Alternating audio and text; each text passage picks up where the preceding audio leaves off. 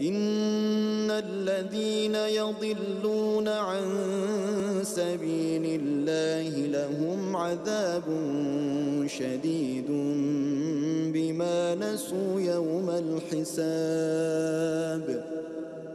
وما خلقنا السماء والأرض وما بينهما باطلا ذلك ظن الذين كفروا فويل للذين كفروا من النار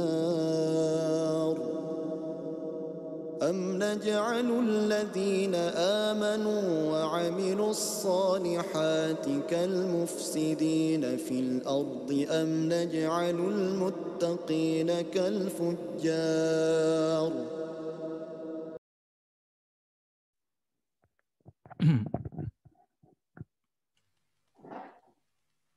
Assalamualaikum, Aki.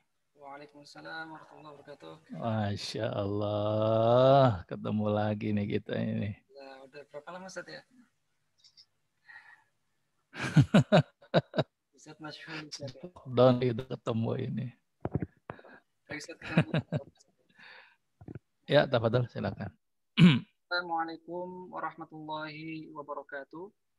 Waalaikumsalam warahmatullahi wabarakatuh. Alhamdulillahirabbil alamin wa bihi nasta'inu ala umuri dunya waddin. Salatan wa salaman daimaini wa mutalazimaini ala nabiyyina Muhammadin wa ala alihi wa sahbihi ajma'in. Rabbi shrah li sadri wa yassir li amri wa hlul 'uqdatam min lisani yafqahu qawli amma ba'du. Yang sama-sama kita hormati Al-Mukarram Al-Ustadz Dr. Agus Rahmadi, MBM MA, yang alhamdulillah sudah bergabung bersama kita di ruang Zoom meeting. Yang sama-sama kita hormati para jajaran pengurus Masjid Sholahuddin, Kantor Pusat, Direktorat Jenderal Pajak, dan yang sama-sama kita hormati Jamaah Masjid Sholahuddin dimanapun Anda berada. Alhamdulillahirrahmanirrahim, puji syukur hadirat Allah Subhanahu wa Ta'ala, yang mana sampai dengan detik ini kita masih diberikan berbagai macam nikmat Islam, nikmat iman, dan nikmat sehat wal afiyah, sehingga kita bisa mengikuti kajian pada tur yang diadakan oleh Masjid Sholahuddin. Semoga hadirnya kita di ruang Zoom meeting ini dicatat sebagai amal baik kita di akhirat. Amin ya rabbal alamin. Sholawat teriring salam yang kita curahkan kepada Nabi besar Muhammad sallallahu alaihi wasallam beserta para keluarga dan para sahabatnya. Semoga kita semuanya mendapatkan syafaat dari Rasulullah sallallahu alaihi wasallam. Amin ya rabbal alamin. Amin. Yang terhormat Allah Subhanahu wa taala,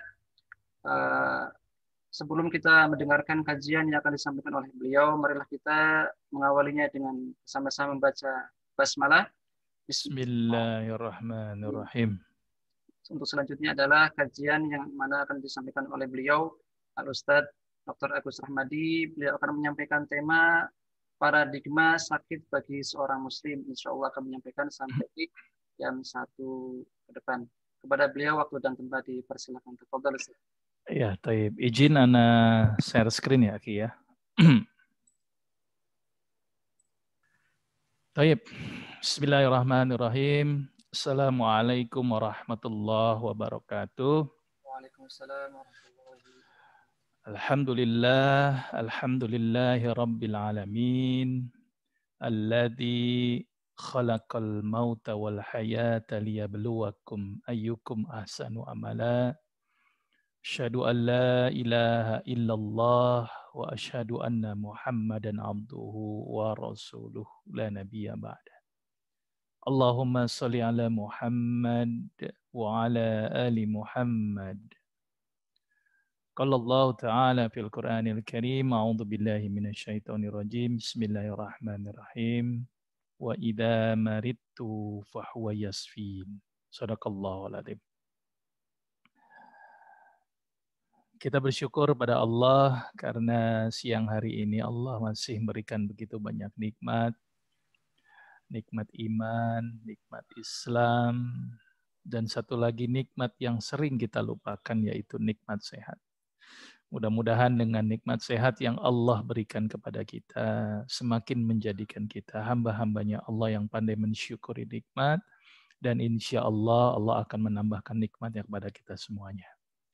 Salawat serta salam kita sampaikan kepada contoh terbaik kita, Nabi besar Muhammad SAW, dan juga para keluarga, para sahabat, para tabi'in, dan juga pengikutnya yang setia. Mudah-mudahan kita bisa mendapatkan syafaatnya di yaumil akhir nanti. Amin ya rabbal alamin. Senang rasanya bisa bertemu kembali dengan para jamaah masjid, kantor pajak, ya, apalagi dengan Pak Moderator nih, sebagai pengurus Masjid Salahuddin, ya. Mudah-mudahan yang hadir di sini sehat semuanya, dan mudah-mudahan diberi keberkahan oleh Allah. Ini judulnya langsung ditembak ini, paradigma sakit bagi seorang muslim. Ini apa gara-gara anak habis sakit langsung diminta ini ya. Ya, tapi nggak masalah. Ya, kebenaran memang kemarin anak lagi dikenakan sebuah penyakit ya. Jadi anak bisa menjaga diri terhindar dari COVID dengan segala protokolnya. Ana jaga pola makan, pola hidup untuk mencegah penyakit yang disebabkan karena kerusakan dari pola makan dan hidup. Ternyata ada satu penyakit yang Ana tidak sangka-sangka, yaitu penyakit demam berdarah.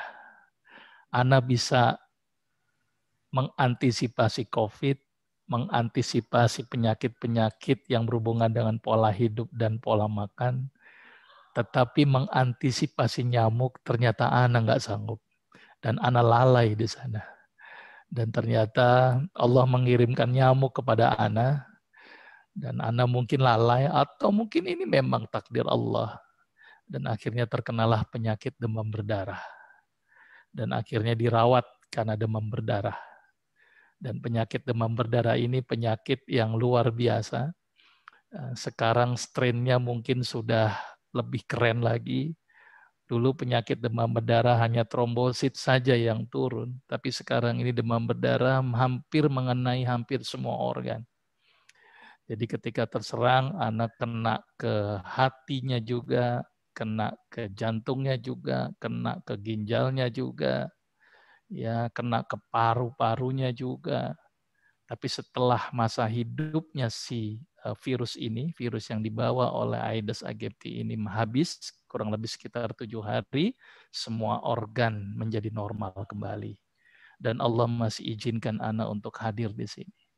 Dan Allah masih izinkan Ana untuk bisa berbagi ilmu di sini. Mudah-mudahan dengan kita diuji dengan sakit, ya semakin menambah keyakinan kita bahwa kita ini adalah makhluk Allah yang lemah. Masa dikasih nyamuk aja nggak berdaya kita. Ana berpikir, Masya Allah, ini cuma nyamuk doang, ini menggerakkan ke Ana, dia menggigit, dan ini nggak berhubungan dengan imunitas tubuh Ana gitu ya. Dan ternyata Allah harus mengenakan ini penyakit demam berdarah dan dirawat. Ya kurang lebih sekitar 5 hari. Trombosit pada waktu itu sampai 9.000. Ya sangat-sangat rendah. Dan itulah sakit. Ya dan itulah sakit. Maka itu materinya dipas ini. Habis pulang dari rumah sakit, suruh materi ini lagi. Iya jadi ini luar biasa. Taib, saya akan mulai dengan pendahuluan dulu. Ya bahwa sakit ini suatu peristiwa yang memang manusia mengalaminya. Bahkan sesosok Nabi besar Muhammad pun pernah mengalami sakit. Ya, Rasul pernah mengalami demam. Rasul pernah luka akibat panah. Jadi sekelas Rasul pun juga pernah mengalami sakit. Ya, cuman sakitnya Rasul hanya sedikit. Ya. Jadi tidak banyak gitu ya. Nah, sakit pun ini merupakan suatu ketetapan dari Allah. Pada saat ini COVID, dokter itu orang yang paling menjaga sterilisasi, menjaga supaya tidak terkena COVID, menjaga keamanan dirinya. Tapi kenapa banyak dokter juga yang meninggal akibat COVID? Ini ada satu hal yang memang manusia ini sangat lemah. Dengan dihadirkan sebuah virus, kita tidak berdaya. Dan sekarang ini pun ada virus lagi, namanya virus dengue yang dibawa oleh demam berdarah. Jadi waspada ini. Jangan sampai kita aware ini ke COVID, demam berdarahnya lupa. Ini sama-sama 3M nih. Kalau 3M pertama kan mencuci, menjaga jarak, memakai masker. Tapi jangan lupa 3M yang demam berdarah. Mengubur, ya, menguras gitu ya, dan membersihkan tempat. Jadi ini penting nih sama-sama 3M. Dan ternyata sakit walaupun itu takdir dari Allah ataupun ketentuan dari Allah, maka kita sebagai manusia juga harus wajib menjaga kesehatan, mencegahnya ya supaya tidak sakit. Dan kalaupun sakit, Al-Quran dan hadis banyak sekali memberikan petunjuk kepada kita. Nah ini yang harus kita pahami dulu bahwa sakit itu tidak hanya ansih gara-gara salah perbuatan kita. Tapi sakit juga bisa memang karena Allah uji kepada kita. Tapi ada juga yang sakit karena memang kesalahan kita supaya menjadi kita introspeksi diri. Ya contoh yang kemarin itu. Ya, saya sakit, ini kenapa ini? Nyamuk udah saya jaga itu ya. Tapi kan saya nggak bisa mengawasi nyamuk 24 jam ya. Saya nggak tahu dia digigitnya kapan menggigitnya. Jadi benar tuh, innallaha la yastahyi ayyadriba mathalan ma ba'udatan fama fawqaha. Allah mencontohkan nyamuk itu di dalam Al-Qur'an. Begitu luar biasanya itu nyamuk. Ya, kecil tapi ya ternyata bikin saya tepar gitu ya. Tapi alhamdulillah ya, dengan hanya diterapi cairan saja. Terapi cairan saja. Dan saya menambahkan beberapa tanaman obat, salah satunya ekstrak daun jambu biji. Dengan izin Allah, akhirnya trombosit naik, dan akhirnya normal. Nah ini menunjukkan bahwa sekali lagi, ini adalah ketentuan dari Allah. Yang bisa kita lakukan adalah menjaga, mencegah, dan mengobati. Sembuh, tidak sembuh, datangnya sakit, datangnya sehat. Semua atas izin Allah. Semuanya atas kehendak Allah. Logiknya bagaimana? Saya akan terangkan nanti di dalam slide selanjutnya. Ini sebagai prolognya saja, ya. Dan mudah-mudahan jamaah di sini sehat semuanya. Kita sehat karena Allah izinkan sehat. Kita sakit karena memang Allah mungkin sayang kepada kita, atau mungkin menjadi ajang introspeksi diri kita. Nah ini kita kini bahwa Al-Quran ini sebagai obat atau sifat tadi. Karena tadi saya bilang bahwa Al-Quran ini menjadi petunjuk. Wa nunazzilu minal Qur'ani ma huwa syifa wa rahmatul lil mu'minin wa la yadizuz zalimina illa khasara. Jadi memang Al-Quran ini bisa menjadi obat. Ada sebagian ulama menafsirkan sebagai obat jiwa, tapi ada sebagian orang mencoba menggunakan Quran ini sebagai obat. Jadi tidak hanya ansi untuk ngusir jin aja ini. Ya, sampai ada penelitian sel kanker yang dibacakan Quran, sel kankernya jadi stuck, tidak mengalami migrasi. Penelitian S3 saya tentang Quran juga, bagaimana Quran terhadap bakteri. Nah ini sangat menarik nih dengan terapi Quran, sangat tertarik dengan terapi Quran. Ya, ada apa dengan Quran? Nanti kalau sudah disertasi saya selesai, saya akan sampaikan bagaimana mekanisme Quran ini begitu luar biasanya. Dan satu lagi, Al-Quran pun sebagai petunjuk. Ya, bahwa ini petunjuk ini. Hudaw wa rahmah wa hudaw wa rahmah. Petunjuk dan rahmat. Bagi siapa? Bagi orang-orang yang beriman. Mu'minin, lil mu'minin. Jadi kalau orang yang tidak beriman dan tidak meyakini Al-Quran sebagai panduannya, ya tidak bisa menjadi petunjuk. Maka itu ditegaskan di sini petunjuk dan rahmat bagi orang-orang yang beriman. Bukan bagi manusia loh, tapi bagi orang yang beriman. Jadi kalau dia tidak beriman terhadap ada Al-Quran, ya dia nggak akan bisa menjadi petunjuk dan jadi rahmat buat dia. Maka itu tadi saya terangkan bahwa sehat, sakit itu merupakan ketetapan Allah. Tetapi kita diperintahkan untuk mencegah, kita diperintahkan untuk mengobatinya, dan ternyata Al-Quran dan hadis merupakan petunjuk yang luar biasa bagaimana kita untuk mencegahnya, bagaimana kita untuk mengobatinya. Maka itu ini saya akan bahas, ini cukup luar biasa ini kajian hari ini ya. Jadi saya harus bikin slide-slide lagi. Baik. Nah, apa itu definisi sehat dulu berdasarkan beberapa pendapat. Jadi biar tahu ini, jangan merasa sehat saja ini. Kalau ngelihat definisinya lihat ini ya. Sehat menurut WHO itu fisik, mental, sosial. Ya, fisik, mental, sosial. Fisiknya bagus, mentalnya bagus, ternyata sosialnya bermasalah. Nah, ini juga masalah juga ini.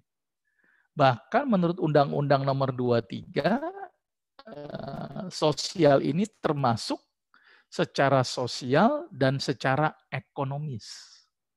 Nah, sekarang ini banyak orang fisiknya bagus, mentalnya bagus, kantongnya nggak bagus. Nah, itu juga sakit mungkin kalau berdasarkan definisi ini.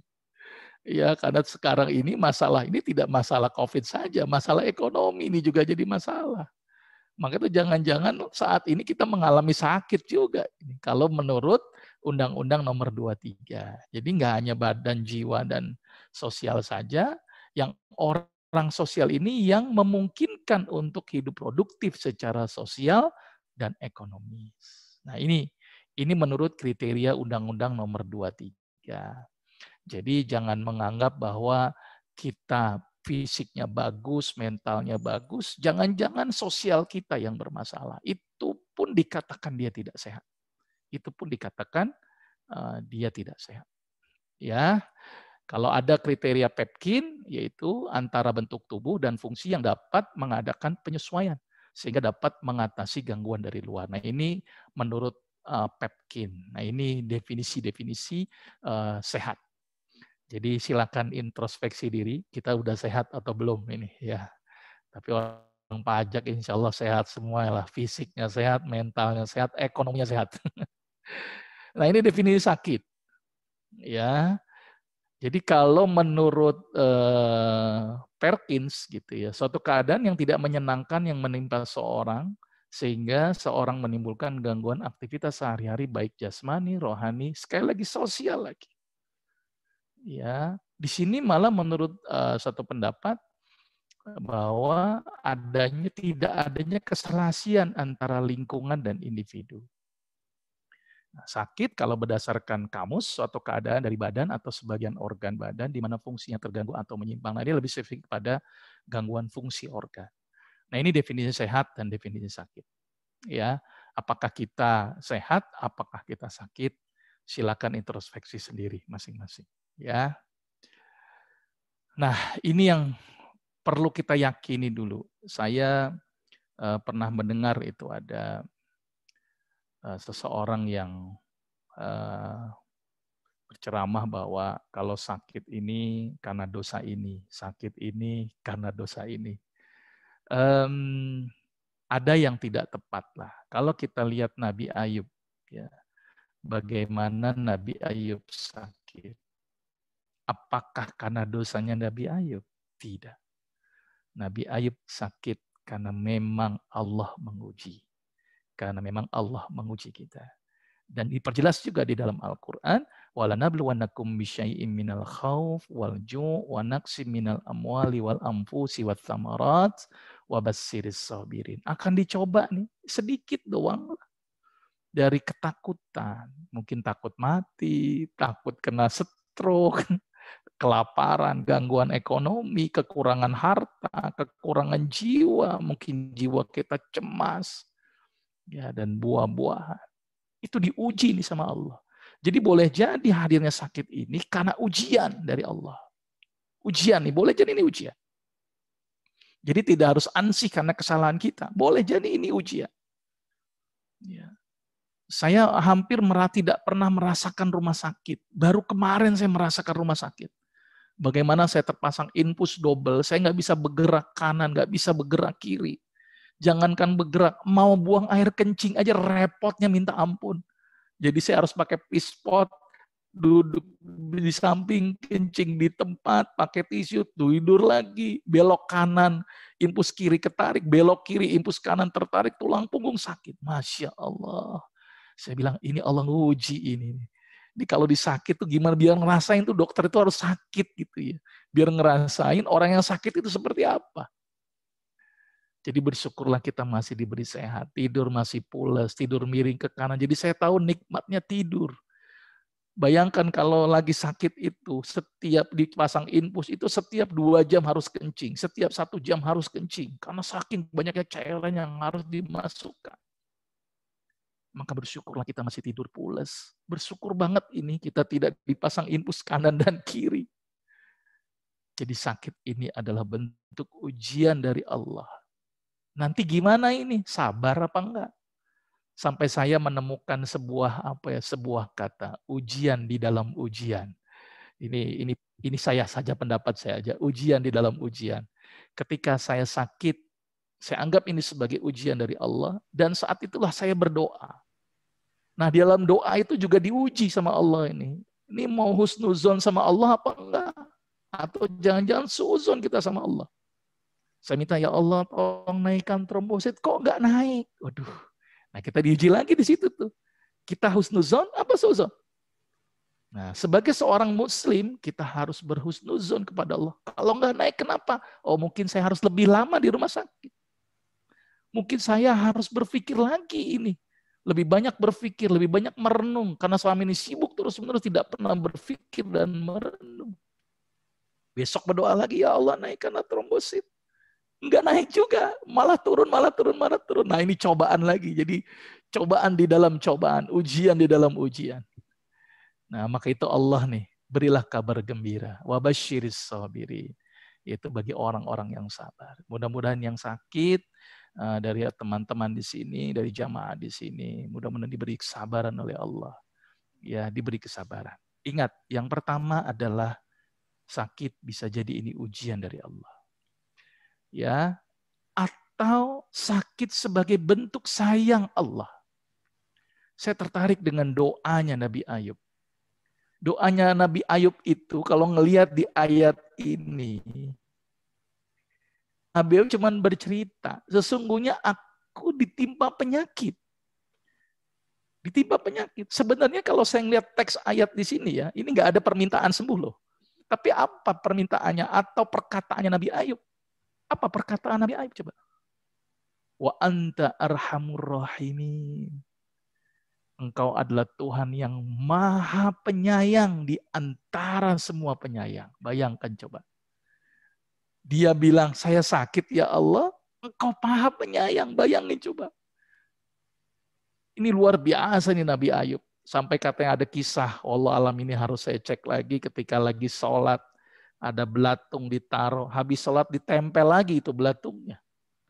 Begitu luar biasanya Nabi Ayub menerima cobaan ini.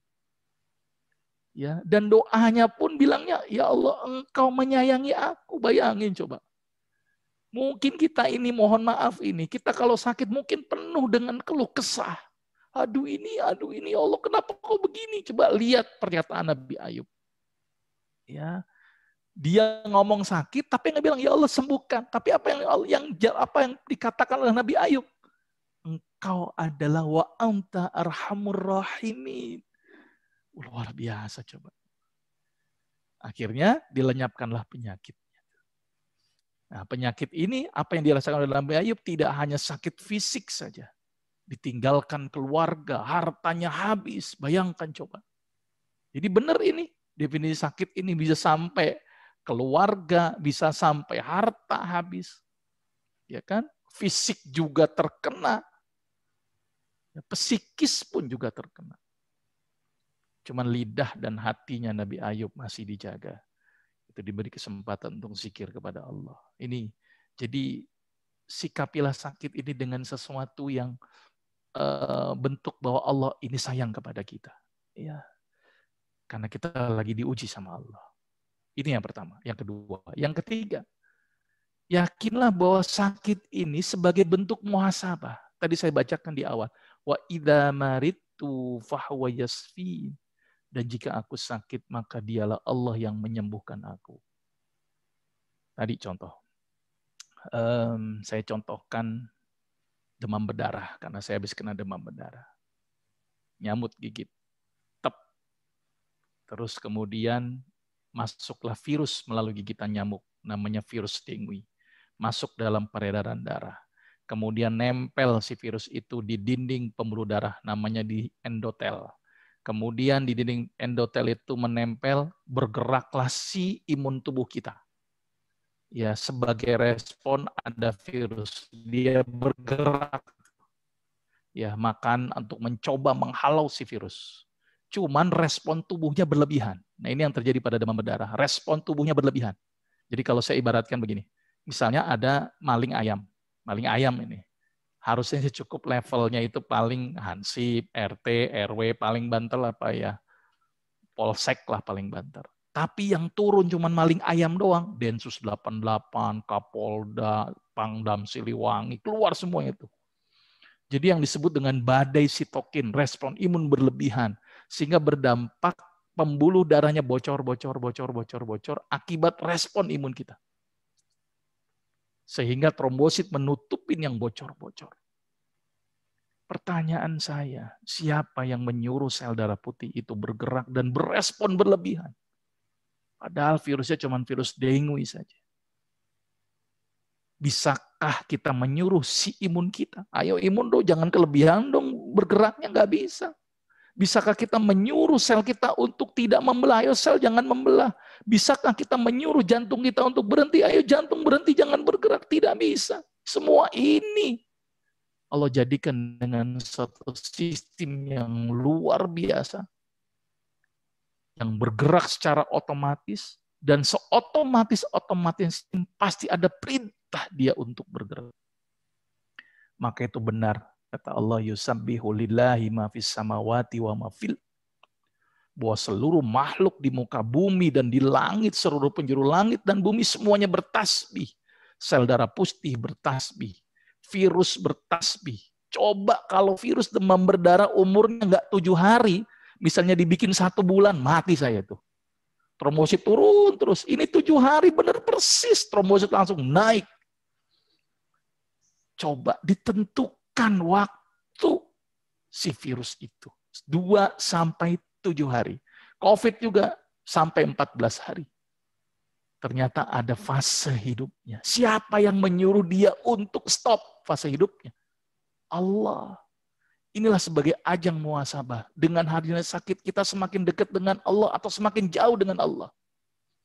Kalau kita semakin dekat dengan Allah, ini adalah bentuk sayangnya Allah, bentuk ujian dari Allah. Tapi kalau sakit menyebabkan kita semakin jauh dari Allah, jangan-jangan sakit kita merupakan azab yang diberikan Allah kepada kita. Jadi jadikan sakitnya sebagai muhasabah. Semakin dekat dengan Allah, yakinlah bahwa semua ini Allah yang mengatur. Kita sehat, kita sakit semua karena Allah. Ya, sakit penghapus dosa. Maka itu bersyukur nih kalau dikasih sakit. Karena tidaklah suatu musibah yang menimpa seorang muslim, bahkan duri yang melukai sekalipun, melainkan Allah akan menghapus dosanya. Ini janji nih. Ya, janji oleh Rasul, janjinya Rasul juga Allah akan menghapuskan dosa-dosa kita. Jadi harusnya kalau sakit, harusnya bersyukur harusnya. Karena dosanya dihapuskan. Ya, maka itu kalau sampai ada satu hadis ya, satu hadis yang luar biasa, demam 1 hari, 1 tahun dosa dihapuskan. Bayangkan coba, demam 1 hari, 1 tahun dosa dihapuskan. Maka itu bersyukur juga tuh yang kena sakit tipes, demamnya 14 hari itu demam, 14 tahun dihapuskan. Jadi bersyukurlah bagi yang kena sakit tipes, demam berdarah, termasuk COVID.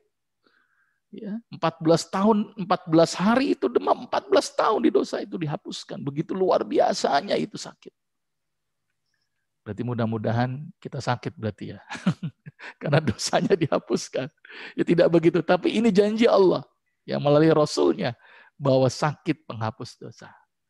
Ya, ada yang menghapuskan dosa, misalnya puasa 7 hari, ada puasa Muharram, ya kan, ada puasa-puasa yang sifatnya menghapuskan dosa, tapi sakit luar biasa. 1 hari demam, 1 tahun dosa dihapuskan. Jadi sudahlah jangan berkeluh kesah dengan sakit. Sudah senangi aja sakit itu. Ya, karena apa? Dosa kita dihapuskan. Dan ingat, doa orang sakit juga mustajab. Jadi pada saat sakit, doa yang banyak itu. Apa keinginan doa? Ya, walaupun derajat hadis ini perlu saya cek lagi nih derajat hadis ini. Tapi ada beberapa hadis atau ada beberapa Al-Quran juga bicara bahwa memang doa orang-orang yang terzolimi, orang yang sakit itu mustajab. Jadi banyaklah doa. Ya, sudah ngapusin doa, doanya dikabulkan. Ya. Nah, ini yang saya bilang. Tadi sudah benar nih, tapi tolong sakit juga sebagai introspeksi diri.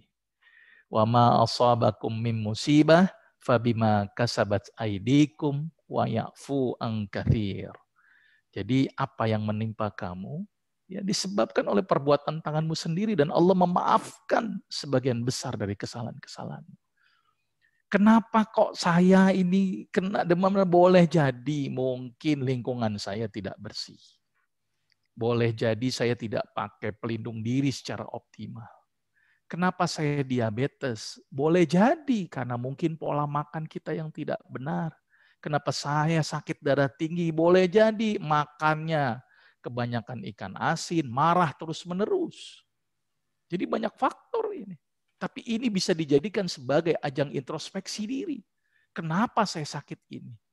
Dengan hadirnya sakit kita akan merenung, oh mungkin gara-gara saya polanya nggak benar. Oh gara-gara saya ini terlalu sibuk. Oh mungkin gagang tidur. Itu menjadi introspeksi diri. Jadi jadikan sakit ini sebagai ajang untuk evaluasi, introspeksi, melihat. Jangan-jangan ada kesalahan dalam pola hidup kita, pola makan kita. Nah itu juga bisa dijadikan sebagai introspeksi diri. Dan ini yang luar biasa. Ngapusin dosa, ujian dari Allah, introspeksi jalan. Maka tolong bersyukur. Ya, la in sakartum la azidanakum wa la in kafartum inna adzabi lasyadid. Sungguh jika kamu bersyukur pasti akan kami tambah nikmat kepadamu. Tetapi jika kamu mengingkari nikmatku maka sungguhnya azabku sangat pedih. Jadi kita harus bersyukur. Hadirnya sakit tuh kalau levelnya udah itu malah bersyukur guys sakit. Ya, jadi bagi jamaah yang sakit sudahlah syukuri saja. Ini levelnya memang udah tinggi dan cukup berat. Ini sakit kok disyukurin gitu ya. Tapi kalau kita ngelihat manfaatnya, kemudian kita lihat sebagai ajang introspeksi dirinya, sebagai muhasabah diri, harusnya bersyukur dikasih sakit. Karena sakit merupakan bentuk sayang Allah kepada kita, dan kita juga jadi introspeksi diri. Dan kita lihat ini ketika sakit dan habis sakit, semakin dekat dengan Allah atau semakin jauh dari Allah. Itu tolak ukurnya. Kalau kita semakin dekat dengan Allah, maka sakit ini merupakan ujian dari Allah, bentuk sayang Allah kepada kita. Tetapi kalau kita semakin jauh dengan Allah dengan hadirnya sakit, malah kita menjadi syirik. Aduh, hati-hati. Sekarang banyak orang yang berobat dengan cara-cara syirik. Semua dukun beralih dengan level menjadi ustadz. Masya Allah, saya tuh jadi khawatir dengan orang yang berobat secara syirik. Pindahkan penyakit ke binatang lah. Ya kan, kemudian pakai amalan-amalan yang tidak jelas ataupun pakai sesajen. Nah ini yang jadi khawatir. Jadi sakit harusnya kita harus semakin dekat dengan Allah. Ya, nah setelah sakit maka kita harus obati. Dan ternyata ada prinsip-prinsip pengobatan. Ya, semua penyakit ada obatnya, likulli da'in dawa, kecuali satu penyakit yaitu penyakit tua. Jadi kalau udah tua tolong terima nasib. Sudahlah, ya mau ngapain lagi nih? Rasul yang bilang nih penyakit tua udah nggak bisa lagi ini.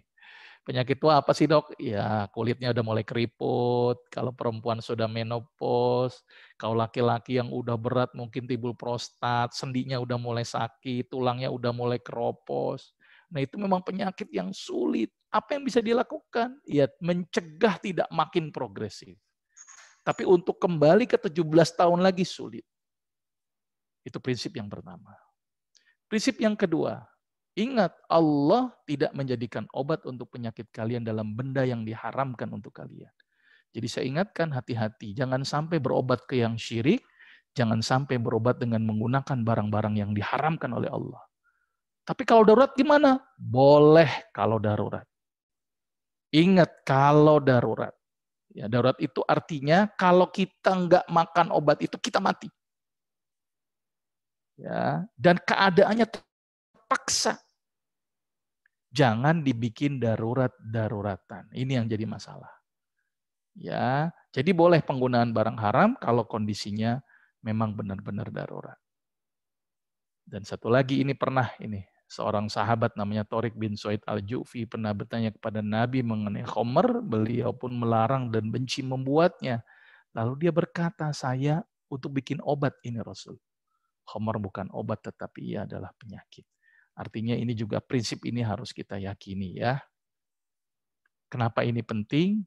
Karena khawatir doa-doa kita tidak dikabulkan oleh Allah. Karena masuknya barang-barang haram.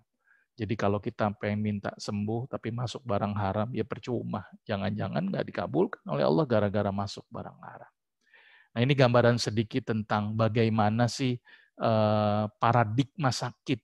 Ya, seorang Muslim saya ambil dari beberapa hadis, beberapa ayat Al-Quran, gitu ya, dan ini mudah-mudahan menjadi pengingat buat saya pribadi.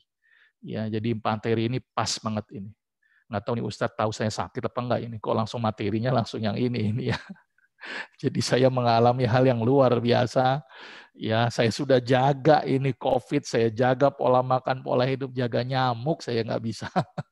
Jadi ini menjadi introspeksi, jangan lalai. Kita fokus ke COVID, lalai ke demam berdarah. Kita fokus ke COVID, kita lalai juga dengan penyakit yang lain. Padahal demam berdarah ini sangat luar biasa. Di tempat saya yang dirawat itu ada 4 orang di satu komplek. Ya, dan ada 1 yang meninggal akibat demam berdarah. Jadi hati-hati demam berdarah, hati-hati demam berdarah. Baik, mudah-mudahan ini bisa menjadi pengingat buat saya pribadi dan mudah-mudahan ini bisa menjadi tambahan ilmu buat para jamaah Masjid Salahuddin. Dan mudah-mudahan para jamaahnya diberi kesehatan oleh Allah. Dan kalaupun ada yang sakit, mudah-mudahan disembuhkan oleh Allah, diberi kesabaran oleh Allah, dan dihapuskan dosa-dosanya oleh Allah. Mudah-mudahan bermanfaat, selebihnya kita tanya jawab. Gitu ya, karena sudah mau jam 1. Saya akhiri, Assalamualaikum warahmatullahi wabarakatuh. Waalaikumsalam warahmatullahi wabarakatuh. Ya. Jazakumullah khairan atas pemaparan terkait dengan tema paradigma sakit bagi seorang muslim. Ya. Kita datang semoga Ustadz Dr. Agus selalu sehat dan walafiat Ustadz ya. Amin. Jadi sedikit kami rangkum bahwasanya kenapa ada sakit, karena memang ada tadi beberapa poin. Karena yang pertama adalah sakit adalah ujian, kemudian yang berikutnya adalah sakit karena Allah SWT sayang terhadap hambanya, dan yang ketiga adalah sebagai bentuk muhasabah untuk kita. Kemudian sakit adalah sebagai penghapus dosa. Kemudian sakit adalah agar hamba tersebut banyak-banyak berdoa kepada Allah Ta'ala karena doanya adalah mustajab. Kemudian agar kita bisa introspeksi diri, dan yang terakhir adalah agar kita bersyukur. Baik, jemaah yang terhormat Allah Subhanahu Wa Ta'ala, menginjak ke sesi berikutnya adalah tanya jawab. Ini sudah ada beberapa pertanyaan Ustaz. Ya, tafadhol. Dari Bapak Alfian Syah. Bolehkah seseorang mengharap sakit agar sebagian dosa-dosanya dihapus? Jangan atau tidak pernah sakit Ustaz. Ini luar biasa Ustaz. Perasaan kok kayaknya nggak ada ya contoh sahabat yang minta sakit ya. Saya baru tahu ini kalau ada yang minta sakit gitu ya. Jangan minta sakit, dihapuskan dosanya itu dengan cara yang lain, beristighfar.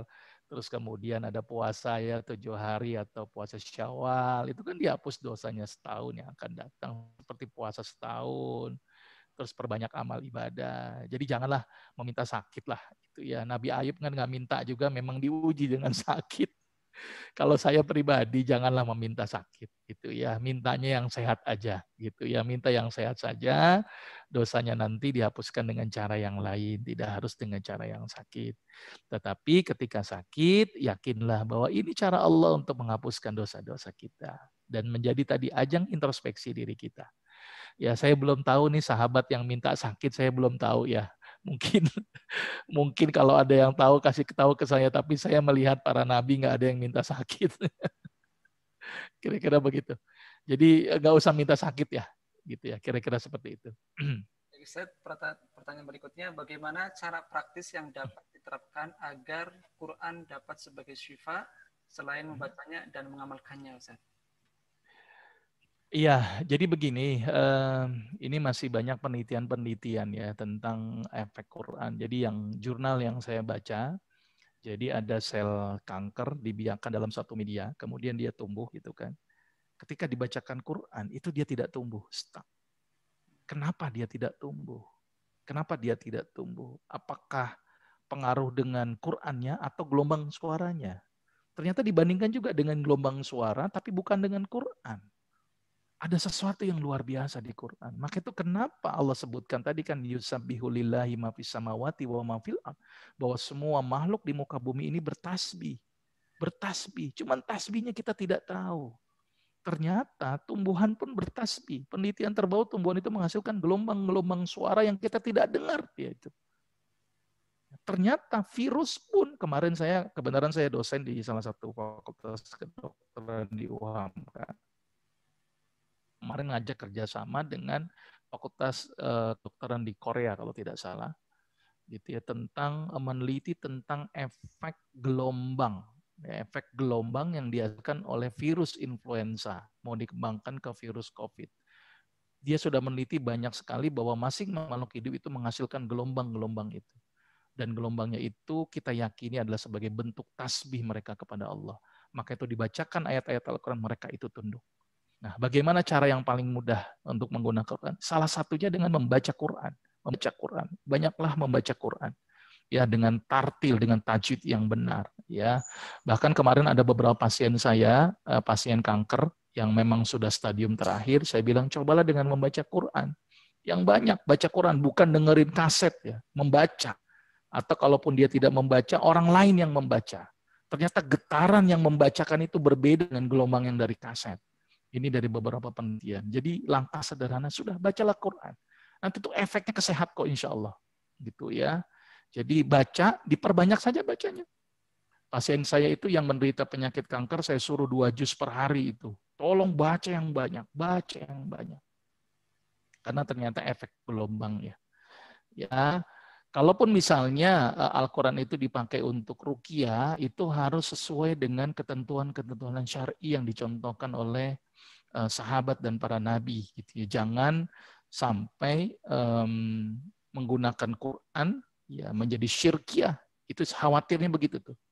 Jangan sampai jadi ruqyah syirkiyah ya. Jadi harus ruqyah syariah kalaupun menggunakan sebagai obat. Tapi minimal yang bisa kita lakukan adalah membaca Quran. Seringlah membaca Quran, mudah-mudahan itu bisa menjadi obat. Ya, seringlah membaca Quran ya. Karena ternyata gelombang-gelombang yang dihasilkan Quran itu ternyata berespon terhadap sel di dalam tubuh kita, berespon terhadap virus, berespon terhadap bakteri. Nah, penelitian saya ini berhubungan dengan bakteri. Nanti setelah ada hasilnya akan publikasi, kemudian nanti bisa saya berikan kepada para jamaah. Ya, bagaimana mekanisme Quran ini. Ya, kira-kira begitu. Ustaz, 2 pertanyaan lagi, Ustaz ya. Ini dari Ya, boleh. YouTube Salahuddin. Bagaimana merawat lansia pasca stroke yang syar'i, Ustaz? Sedangkan untuk sholat saja harus dibimbing karena ada beberapa yang lupa gitu, Ustaz. Ya, jadi begini, memang betul pada orang-orang yang stroke, memang saya minta anggota keluarganya untuk mengimaminya. Jadi kan dia menjadi makmumnya. Jadi betul, harus diimami. Ya, penanganannya kita lihat dulu, apakah ini stroke hemoragik atau non hemoragik, kita lihat dulu. Kalau misalnya ternyata hemoragik atau pecah pembuluh darah, berbeda penanganannya dengan yang non hemoragik atau tersumbat pada pembuluh darah.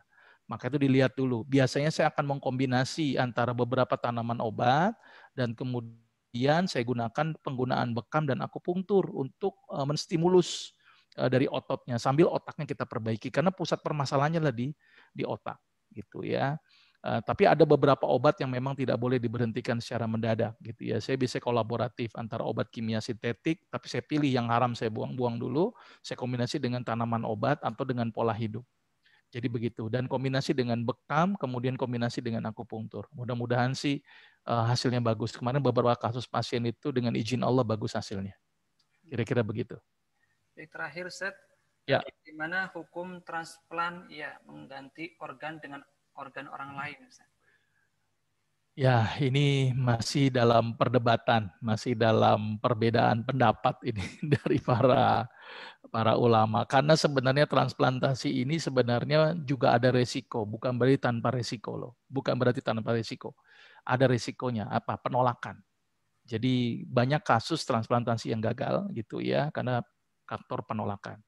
Nah, ini ada satu kisah, walaupun ini tidak bisa dijadikan judge gitu ya, tetapi ini bisa menjadi salah satu sumber inspirasi. Jadi ada seorang yang menderita penyakit jantung, dia harus cangkok jantung, ya, jadi tuker itu jantungnya. Ternyata perilaku dia berubah, ya, perilaku dia seperti pendonornya. Nah, ini yang jadi pertanyaan, bisa pengaruh nggak ini kalau orang yang cangkok jantung? Yang kalau pendonornya bukan orang yang soleh, itu gimana itu? Nah ini walaupun ini tidak bisa dijadikan judge ya, tapi ini ada beberapa kisah yang ternyata memiliki efek seperti itu. Maka itu masih perdebatan para ulama. Tapi sekali lagi, kalau memang ini cara satu-satu yang menyelamatkan jiwa, jalankan. Ya, kalau memang ini salah satu-satunya dan tidak ada alternatif lain dan ini menyelamatkan jiwa, maka itu bisa dilakukan. Gitu ya, karena keselamatan jiwa ini cukup dipentingkan di dalam Islam. Ya, mencegah keburukan itu lebih baik daripada kemaslahatannya. Jadi kayak misalnya contoh ketika kasus COVID ini gitu kan, misalnya dulu kan ada fatwa yang tidak usah sholat Jumat dulu gitu ya untuk beberapa waktu. Nah itu kan mencegah kerusakan itu yang paling utama, mencegah resiko kematian itu yang paling utama. Ya padahal sholat Jumat merupakan sholat yang diwajibkan gitu ya, tapi ternyata untuk masalah keburukan atau masalah yang lebih mengancam jiwa, Islam sangat-sangat merekomendasikannya, termasuk transplantasi.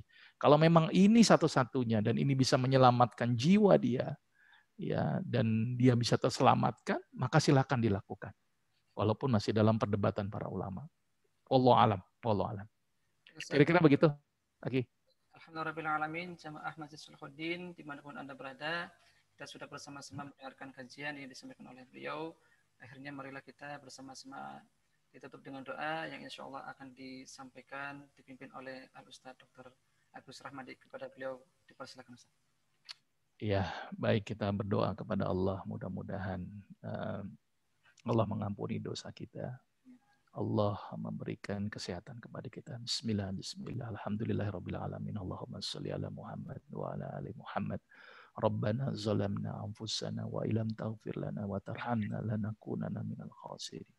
Allahumma inna nas'aluka salamatan fid din wa afiyatan fil jasad wa ziyadatan fil ilmi wa barakatan fil rizqi wa taubatan qoblal maut wa rahmatan indal maut wa maghfiratan ba'dal maut. Allahumma hawin alaina fi sakaratil maut wan najata minan nar wal afwal indal hisab. Rabbana zalamna anfusana wa illam taghfir lana wa tarhamna lanakunanna minal khasirin. Ya Allah ya Tuhan kami, ampunilah dosa-dosa kami, dosa saudara-saudara kami, dosa ibu bapak kami. Ya Allah ya Tuhan kami, Engkau jadikan kami sebagai hamba-Mu yang lemah. Oleh karena itu ya Allah, berilah kepada kami kekuatan. Berilah kepada kami sesuatu yang dapat kami lakukan. Mencapai ridho-Mu ya Allah. Ya Allah ya Tuhan kami merasa hamba yang lemah ya Allah. Berikanlah kesehatan kepada kami. Kalaupun itu sakit ya Allah, jadikan sakit ini sebagai penghapus dosa-dosa kami. Jadikanlah sakit ini sebagai muhasabah diri semakin dekat dengan Engkau ya Allah.